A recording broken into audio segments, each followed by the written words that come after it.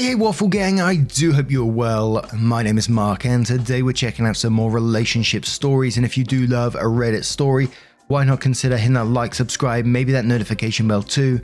Let's crack on with today's first story. Much love guys. Now before we do get into today's first story, I just want to give you a warning that it does contain talking about eating disorders, so if you do want to skip the story, please feel free to do so. Timestamps are down in the description and along the timeline below. Thank you. And this is from the Am I the Buttface subreddit. It does come with an update and it's titled, Am I the Buttface for getting mad at my older sister for hiding her medical history from me? Just going to provide some context first. My sister, 23 female, Ria, is basically the best sister ever, and the best person I, 15 female, know. She's super smart and kind and beautiful to boot. She's living proof God has favorites. She has always been there for me and we are super close. She would let me sleep over when she was at college and would call constantly to make sure I was getting along okay. I'm not gonna lie, she's definitely also like obscenely overprotective. She always has been, but even more so recently. That's because she adopted me last year, after our parents unexpectedly passed away. Our grandparents live in a different country. It's been a really tough year for the both of us, but we are both in therapy and are doing okay, all things considered. Our relationship though has definitely become more strained because she just won't let me do things. But all of this isn't really the issue. The issue is that she's working out in our gym yesterday morning, nothing super vigorous, on the treadmill, when she just collapsed and fainted. I was obviously scared and insisted that she go to the ER because who just collapses like that? But she said she was fine and honestly got a little short with me, which barely ever happens. She dropped me at school and I continued to insist that she should get this checked out, but she was basically, uncharacteristically, she usually loves to talk, silent the whole way there. I came home after school and practice and Ria was making dinner in the kitchen. I asked her about the fainting thing again and she finally tells me that she had an eating disorder throughout high school and that she's recovered now, but she has a higher than normal heart rate because of it, which sometimes can cause fainting/dizziness, and that's why she wasn't worried about it. And then I just kind of went silent and went to my room, and haven't really talked to her since. I feel, I don't know, betrayed that she just hid this from me for so long, and I don't understand why she did it. I also feel guilty for not noticing any of this when I was a kid, and I'm still really worried for her. She's still pretty thin, and she's in med school, and when she's stressed, she forgets to eat.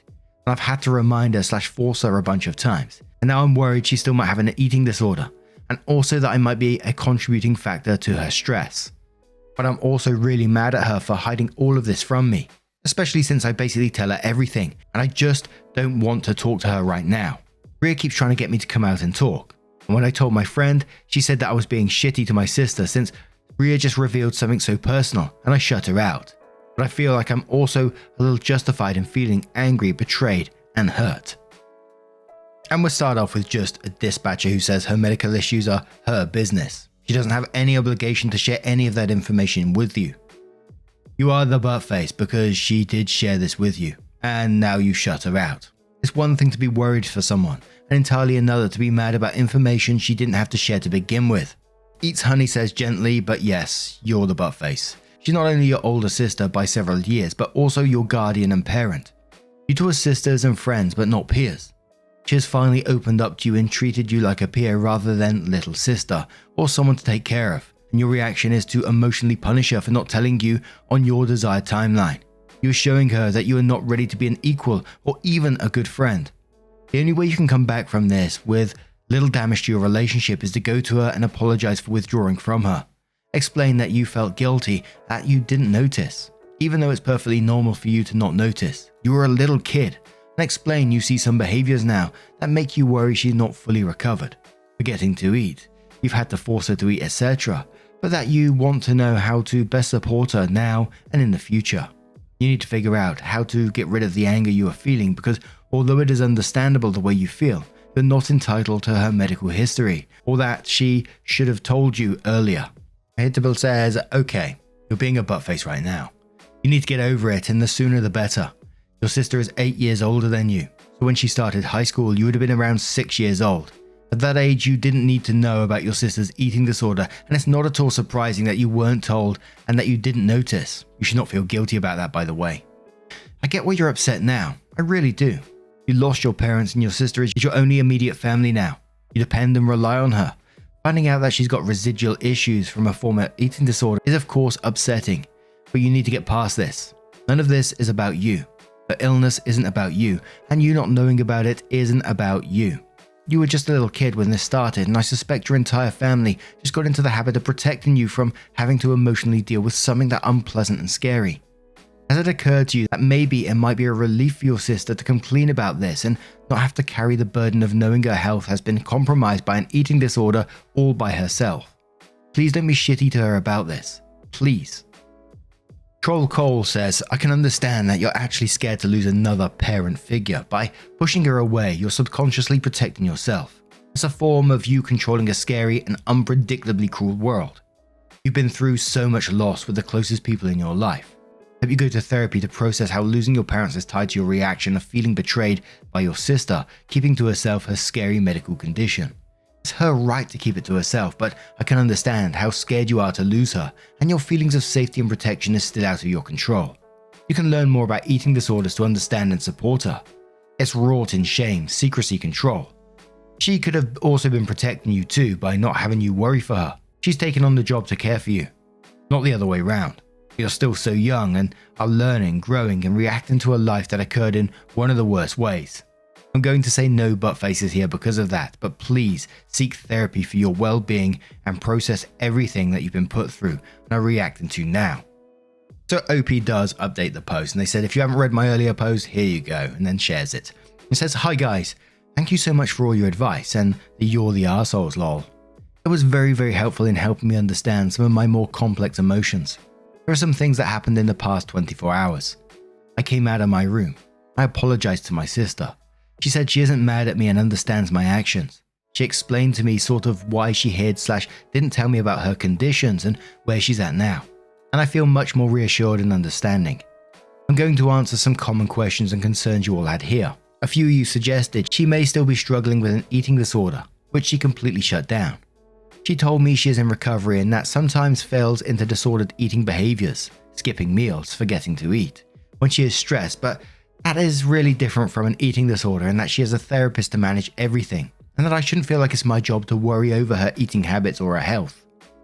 Her fainting was not a result of her still having an eating disorder, as some suggested, but due to a heart rate issues that she has as a result of her past eating disorder, and she told me about some of the precautions she takes and everything and reassured me that she's healthy now. And she told me that she didn't tell me earlier because when it was happening, I was a kid, like 8 or 9. Because she never wanted me to compare myself to her and copy what she was doing, because I look up to her so much. So you all were right. There was some crying, a lot of hugging, and then we went out to my favorite restaurant for dinner. If you are in NYC and find yourself in the Upper East Side, go to NR and get the Yuzu Truffle Ramen, 10,000 out of 10, and watch the movie, and it ended up being a pretty happy, if emotional night.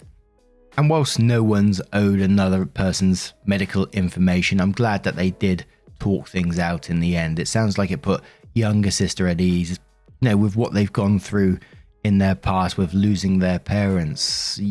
OP was probably really scared about what might happen to their sister. Like I said, they're not owed the medical information, but I was really glad that they was able to talk it out. Sister was probably able to educate younger sister on some things as well. I really like that OP's sister explained about, how they're talking to their therapist to manage everything, and that it's not OP's job to worry over her eating habits or her health. But now I'm going to turn this one to you guys. What do you guys make of this? Let me know your thoughts down in the comments below, and let's move on to another story. And our next story comes from the I Do Work Here Ladies subreddit. We haven't been here in a long time, so I'm excited. We've got a story with an update as well from Sayujin55, apologies if I got the name wrong, saying, I'm more qualified for your job than you are. Apologies as I'm on mobile. I'm not sure if this is the right sub for it, but this is fresh off the press. Happened an hour ago. I'm head of sales and marketing for a major property developer with 10 years of experience in the industry. Several of those spent at a large competitor's company. Let's call them money homes. They are considered the epitome of luxury due to the huge price tag. This will be important later on. My team covers all the capital and a very large portion of the country. Roll on today, since we only have recently opened up and are launching new developments for which we don't yet have the staff. Today was the interview day. Normally for those kinds of positions, the person would be interviewed by the sales manager for that particular development, sales coordinator, and sometimes one of the sales directors. Since it's a bit of a track for the sales director to come in for an interview, 2.5-hour train journey when we're supposed to limit non-essential travel. HR asked me to step in as new employees will be reporting to me anyway. Cue 8 applicants we have waiting. First few interviews go pleasantly well, but nothing special, until we meet interviewee number 4. Meet Annabelle.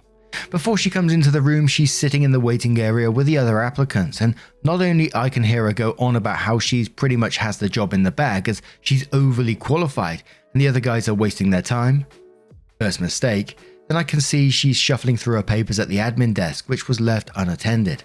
Second mistake, she still doesn't realize that her office is behind a Venetian mirror.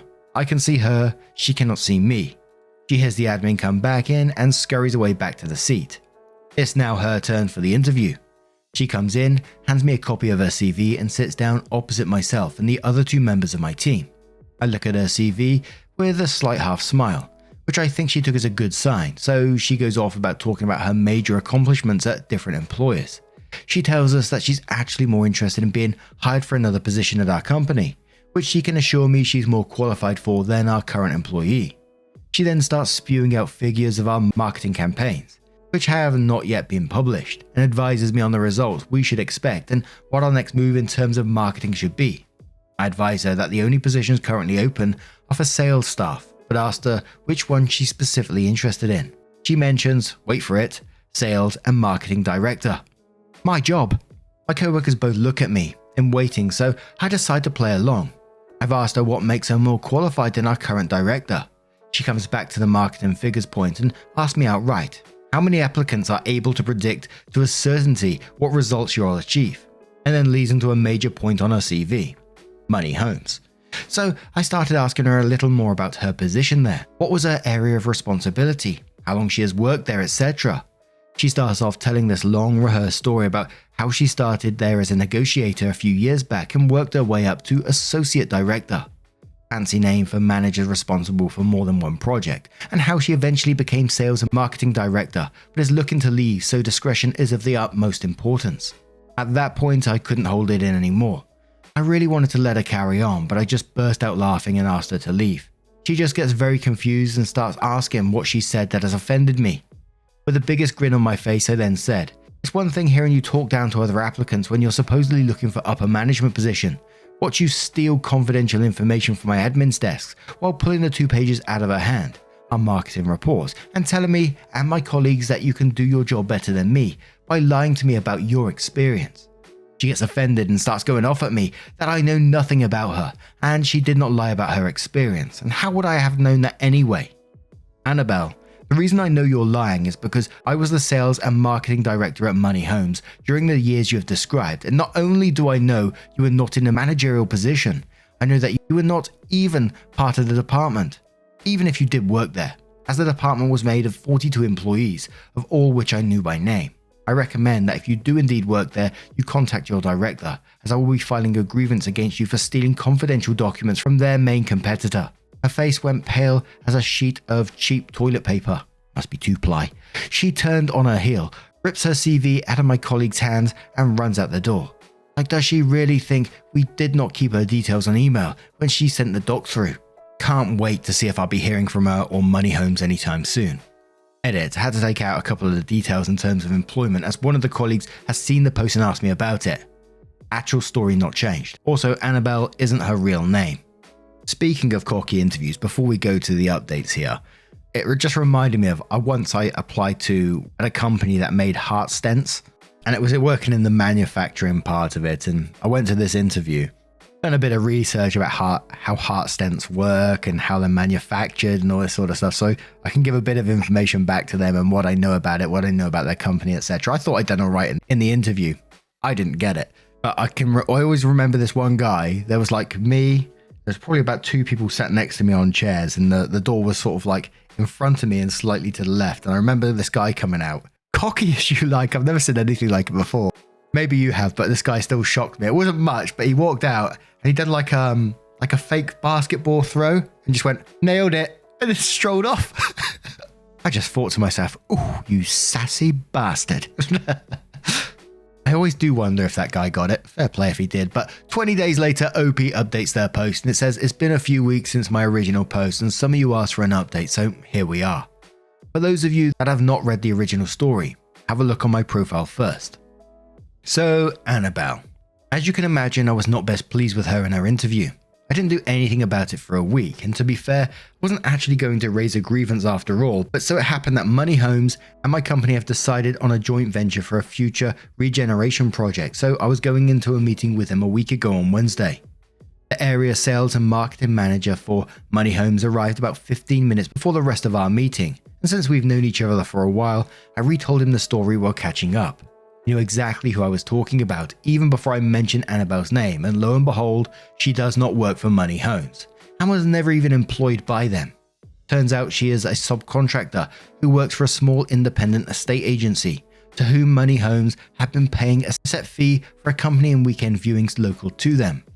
I would explain why she knew a fair bit about their processes, as she reports client information back to them, but wouldn't have known I was also employed there at some stage. This also means that the incident with the marketing reports doesn't really mean shit, as they're not a competitor and it's not the kind of info other companies would be willing to pay for. Useful but not priceless, so there's no grievance to be raised. So even though I cannot be nearly as petty as I was hoping to be, considering how small our working world is, the story has spread. I can't see her getting employed by any of the larger house builders in the nearest future. The funniest thing about this is, my colleagues have come across this story on Reddit after I've removed certain personal details, and have been sending it to me with hopes of working out who Annabelle and Money Homes are. Like I said, it's a small world. I've been acting shocked and giggling under my breath every time I hear it. So 3 years later, OP comes in with another update and says, I'm not sure if anyone will remember this saga, but it's been a couple of years. My original post is here, and this is the update. I've recently been having issues at my workplace and I've decided to move on. I've started at my new job just over 2 weeks ago. It's the same position, just for a different company. Imagine my surprise when I realized that Annabelle is an existing employee at the new place and part of the team who will be reporting to me. In my first week on the job, Annabelle came into my office, having clearly remembered me and the embarrassing occurrence that was her interview a few years ago. We've had a very good chat. She apologized profusely and admitted that she thought everyone lies on their CV, and she was just so desperate to leave the job she was employed at the time, she wanted to make herself stand out.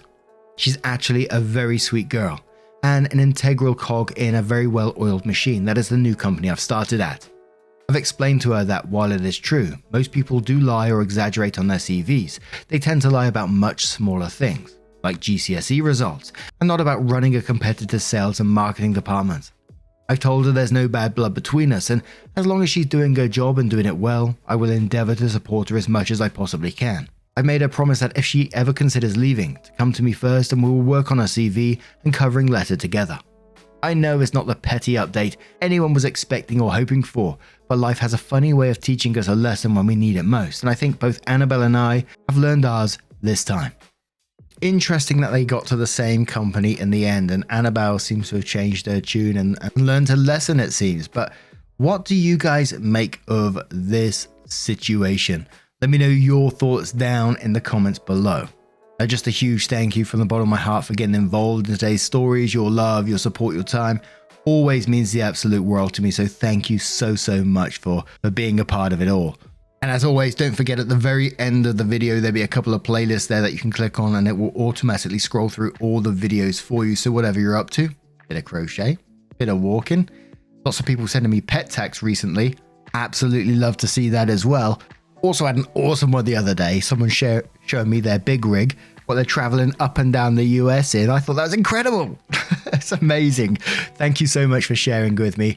And just as I said, being a part of the channel, being a part of Twitter and everywhere, I can never thank you enough for what you do. So much love to you, and hopefully I will see you in the next one. Take care.